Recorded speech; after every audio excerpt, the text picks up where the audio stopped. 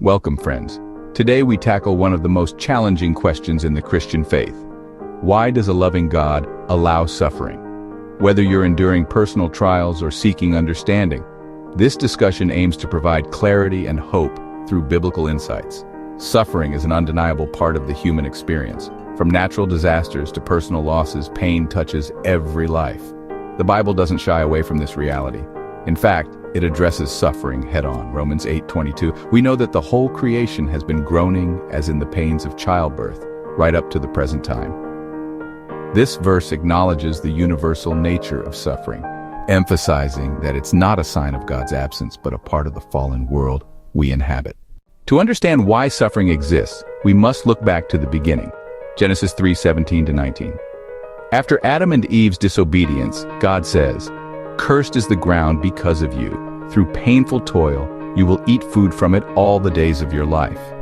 This passage illustrates that suffering entered the world through human sin, disrupting the harmony of God's perfect creation. God granted humanity free will, allowing us to choose between good and evil. This freedom is essential for genuine love and relationship. Deuteronomy 30:19. "I have set before you life and death, blessings and curses. Now choose life, so that you and your children may live." However, with free will comes the possibility of choosing actions that lead to suffering, both for ourselves and others.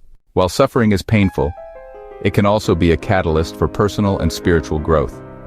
James 1:2-4. "Consider it pure joy, my brothers and sisters, whenever you face trials of many kinds, because you know that the testing of your faith produces perseverance."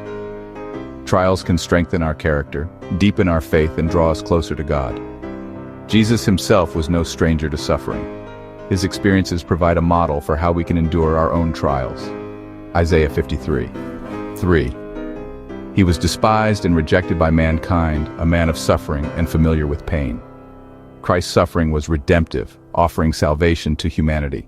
It also assures us that God understands our pain intimately. In our darkest moments, God is not distant. He is present, offering comfort and strength. Psalm 34:18. "The Lord is close to the brokenhearted and saves those who are crushed in spirit." God walks with us through our suffering, providing hope and healing. The Bible promises that our present sufferings are temporary and will be eclipsed by future glory. Romans 8:18. "I consider that our present sufferings are not worth comparing with the glory that will be revealed in us." This assurance gives us hope that our pain has a purpose and an endpoint. In conclusion, while suffering is a complex and painful reality, the Bible offers profound insights into its purpose and God's role in it. Remember, God doesn't abandon us in our pain. He walks with us, offering comfort, growth, and the promise of eternal joy. Thank you for joining this discussion. If this message resonated with you, please like, share, comment, and subscribe for more content that explores faith and life's big questions. See you next time.